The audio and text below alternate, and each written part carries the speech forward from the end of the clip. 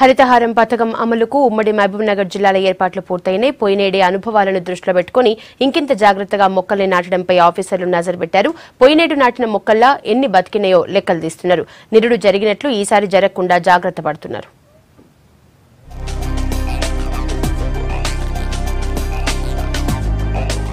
హరితహారం పథకాన్ని పక్కాగా అమలు చేసేందుకు ఉమ్మడి పాలమూరు జిల్లాల ఏర్పాట్లు పూర్తయినాయి.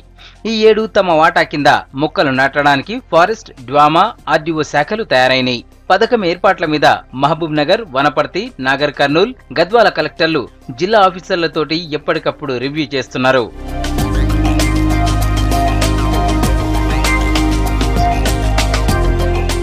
ఉమ్మడి మహబూబ్నగర్ జిల్లాల 14 నియోజకవర్గాలున్నాయి.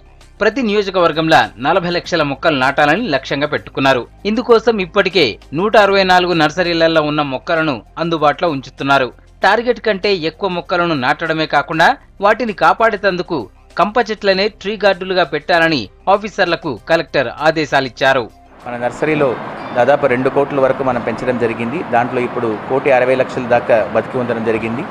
బ్యాలెన్స్ని కూడా ఇప్పుడు సీడ్ డ్రిబ్లింగ్ ద్వారా మరి గ్యాప్స్ ద్వారా ఉంచడం జరుగుతుంది. ఆల్రెడీ ఎస్టిమేట్స్ కూడా తయారు చేయడం జరుగుతున్నాయి.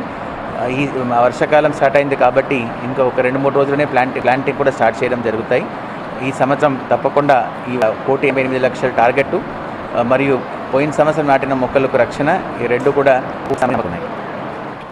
ఇండ్ల కాడ పెంచే మొక్కలు పబ్లిక్ అడిగినే ఇచ్చేందుకు ఏర్పాట్లు చేస్తున్నారు. సర్కార్ జాగాలు ఏడ ఖాళీగా ఉంటే ఆడ మొక్కలు నాటాలని జిల్లా కలెక్టర్లు ఆఫీసర్లకు ఆదేశాలిచ్చారు. రోడ్లకు 2 పక్కల చెరువు గట్ల మీద మొక్కలు నాటేందుకు రెడీ అవుతున్నారు. ఒక్కో గ్రామ పంచాయతీల 40,000 మొక్కలు నాటడమే లక్ష్యంగా పెట్టుకున్నారు ఆఫీసర్లు.